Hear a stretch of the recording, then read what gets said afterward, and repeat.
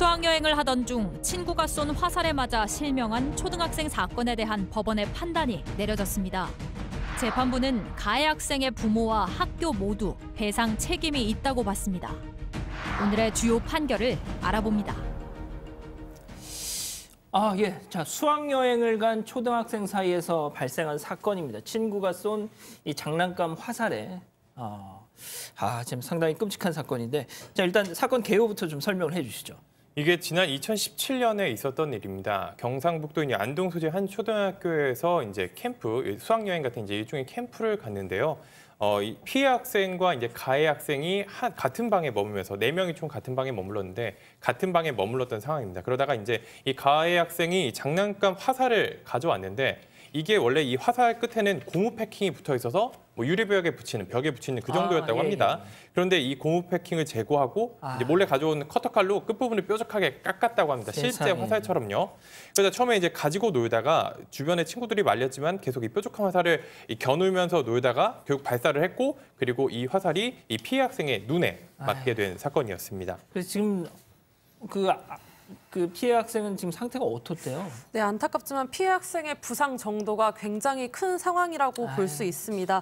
이 피해 학생은 여러 차례 수술을 받았는데 왼쪽 눈은 결국 실명에 이르렀다고 하고요. 지금 눈 주위에 근육도 굳어가고 있는 상태여서 지금 초등학생인데 이제 성년이 됐을 때에는 안구 적출을 결정해야 할 정도라고 합니다.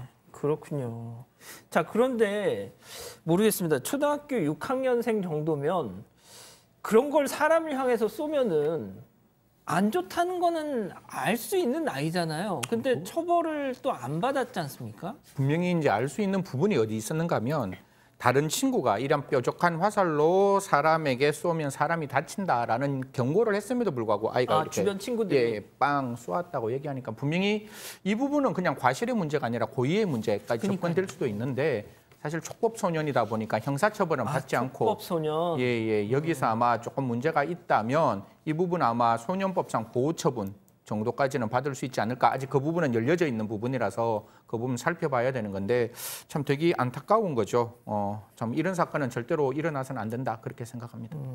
자, 그럼 일단 그 현장을 이렇게 통솔하고 아이들을 관리를 했어야 될 그 교사들의 책임.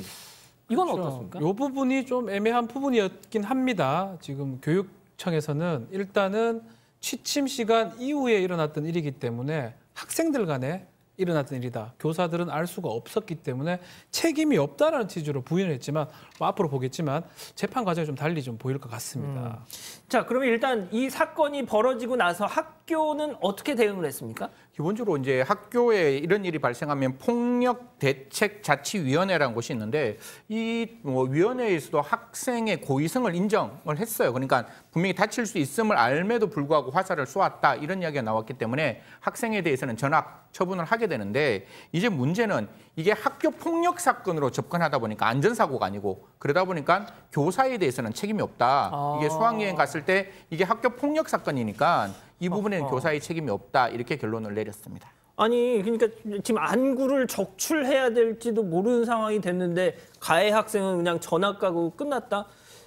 이거는 이게 좀 그런데요. 그렇죠. 그 부분이 조금 문제가 됩니다. 결국은 뭐 학폭위 이런 데서 결정을 내린 거는 전학 처분으로서 마무리가 된 거예요. 형사처벌도 지금 이미 얘기한 것처럼 촉법소년이 어렵고 민사 같은 경우는 뭐 재판을 통해서 다투어야 될 부분이고 결국은 가해 학생은 학폭위에서 전학 처분으로 모든 게 지금 일단락되는 그런 상황이었습니다. 아니, 이렇게 되면 이거 치료비 가장 중요한 것도 뭐 일단 급한 건 치료비인데 이거 누가 책임져야 돼요, 그럼?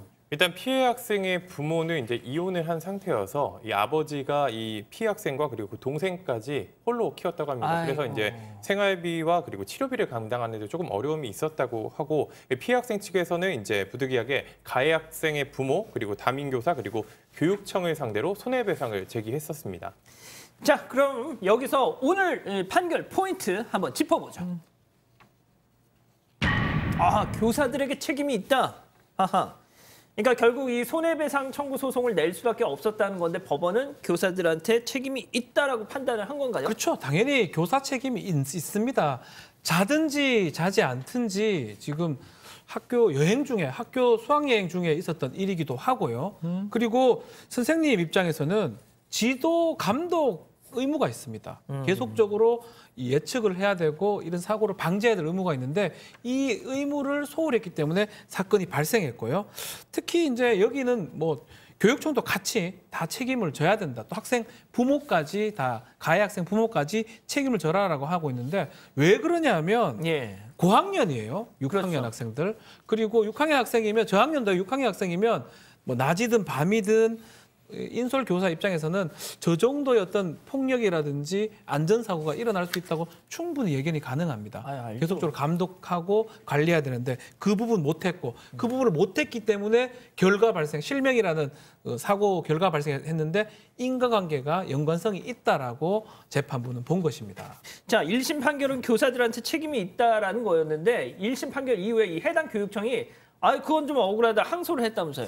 예, 맞습니다. 교육청 같은 경우는 이제 억울하다며 항소를 했는데 그 이유가 이 사건 자체가 취침 시간이 10시 이후에 벌어졌다 보니까 선생님들이 도저히 이 사건이 일어날 거라고 예측할 수가 없었다라는 거고요. 또 아이들에게 미리 사전 안전교육 다 했고 아이들에게 취침 지도까지 다 해서 본인들의 이제 책임 사항은 없다라는 거였는데요. 일단 이제 제가 오늘 오전에 이제 이 사건에서 피해자 학생의 변호를 맡았던 변호인의 이야기를 들어봤습니다. 먼저 함께 들어보겠습니다.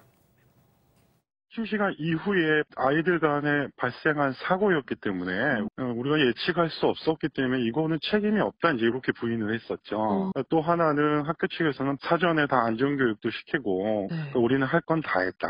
책임이 없다. 이제 이렇게 얘기를 했는데요. 만약에 교육청이 잘못이 없다 그러면 우리는 가해 학생 측한테만 받아야 되는데 가해 학생 측이 이렇게 막대한 손해배상금을 지급할 능력이 없다, 경제적인. 그럼 받아낼 도리가 없었어요. 그 판단이 이제 교육청도 교육당국도 책임이 있다, 이렇게 판단이 안 나왔으면 가해 학생 측만 책임이다, 이렇게 나왔으면 손해배상금을 받아낼 방법이 사실 없었던 거죠. 네, 맞습니다. 이 1심 판결에 대해서 교육청 측은 이제 항소를 했는데 가해 학생 측은 항소를 하지 않았고 사실상 이제 항소심 재판 중에는 가해 학생과 피해 학생이 연락이 아예 되지 않는 연락 두절 상태였다고 합니다. 그렇기 때문에 이제 가해 학생 측만 책임을 인정했다면 가해 학생 측의 뭐 이제 경제적 상황에 따라서 이제 제대로 된 보상을 받지 못했던 상황이라서 이 변호인에 따르면 이제 교육 당국의 책임을 인정한 게 굉장히 의미가 있다라고 말했습니다. 자, 교사의 책임을 인정하면서도 또 그런데 그 배상 그 책임은 교육청에 이렇게 딱 줬네요. 사실 이 부분이 아마 법원이 가지고 있는 현명한 판단 중에 하나라고 생각하는데요. 이 교사에게는 과실은 있지만 중과실은 없다 이렇게 보이는 거거든요. 왜냐하면 학생들의 취침 시간이 있었고 안전교육을 다 했기 때문에 그래서 중대한 과실이 없는 교사에게는 배상 책임을 인정하지 않고 그 위에 있는 상급기관인 교육청에게 배상 책임을 인정함으로써 사실 이 피해 학생이 입었던 손해에 대한 완전한 전보가 될 수 있도록 사실상 그 가해 학생과 그 교육청에 대해서 연대채무를 부진적 연대채무인데 그냥 연대채무라고 말씀드릴게요. 연대채무를 인정했는 판결이다 이렇게 말씀드리겠습니다. 그렇군요. 자, 이번 판결 또 손해배상 액수를 산정하는 과정에서도 일단 제가 지금 보니까 2억 원의 액수가 나오던데 일단 뭐 그렇지만 뭐 누리꾼들은 뭐 앞길이 구말리 같은 아이의 이 뭐 눈 실명인데 고작 뭐 2억 원이냐 뭐 이런 뭐 지적도 하긴 합니다만. 자, 이번 판결이 이 손해배상 액수를 산정하는 과정에서도 상당히 좀 의미가 있었다. 있습니다. 손해배상은 일단 불법행위가 성립하고 그 고의 과실에 대해서 어떤 결과가 발생했을 때 성립이고 두 번째는 금액을 어떻게 산정하느냐. 결국은 이 후유 장애율을 판단하거든요. 눈을 이제 한쪽을 못 보게 되면 몇 %가 장애가 발생했고 그 정도의 소극적 기능적 손해에 대해서 배상이 일반적이었습니다. 여성이나 뭐 특별한 경우는 추한 장애, 추상적 얼굴의 외모의 장애가 남았을 때 그것을 인정하는 경우는 뭐 여성이라든지 특별한 경우를 인정했는데 어린아이도 눈을 지금 다침으로써 추상적 장애가 남기 때문에 이 부분을 많이 인정했기 때문에 금액이 일반적인 손해배상 금액보다 더 많이 된 겁니다. 아마도 앞으로 이제 이 추상 장애를 많이 인정한다 그러면 법원에서는 그 손해배상 금액 자체가 많이 올라갈 것이다. 그런 의미에서 이 사건은 그 의미를 둘 수가 있을 것 같습니다. 그렇군요.